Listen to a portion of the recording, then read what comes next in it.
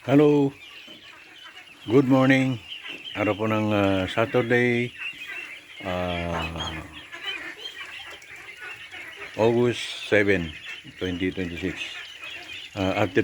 Update lang po tayo sa ating duckling na malaki na sila ngayon. Ito na yung nakikita ninyo nung mga una kong nilagay dito. Ayan, nung laki na nila. So, more than 2 months na po sila. Ayan po. So, after nun, sinundan natin sila ng mga maliliit na duckling din. Ito po yung galing doon sa aking pinsan. Na meron silang hatchery. So, nagpa-hatch po tayo ng 200 doon, pero ang lumabas ay nasa 70 plus lang. So, pagkatapos nun, sinundan din natin ng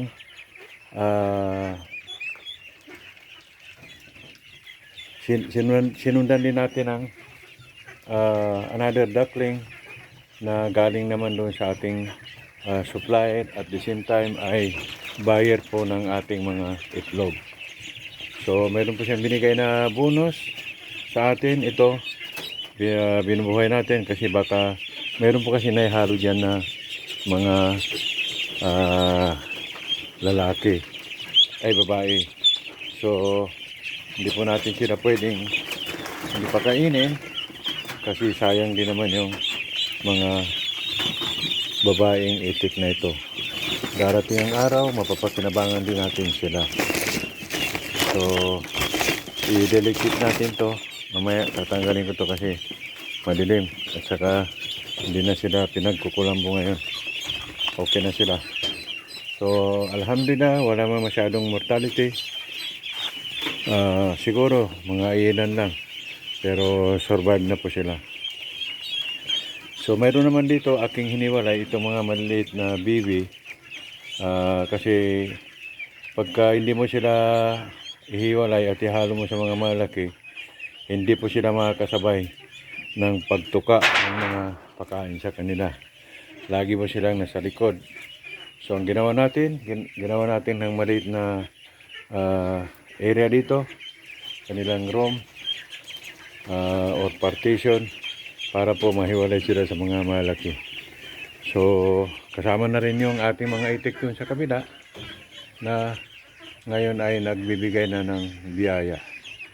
So, yan po yung mga itik na yun nandiyan na nakikita niyo guys. Yan po yung kauna-unang itik natin dito sa ating farm. So, dito po yung area nila. Hindi pa po tapos, pero kulang na lang ay dingding, no? Mayroon pong siguro 2 yero lang o 3 yero ay sasara na po yan. At saka dito sa kabila, lalagyan po natin ng yero din dyan para po magiging secured na po yung ating mga papalabasin na itik darating ang araw. So, yan po yung ating mga itik guys for today. Maraming salamat po.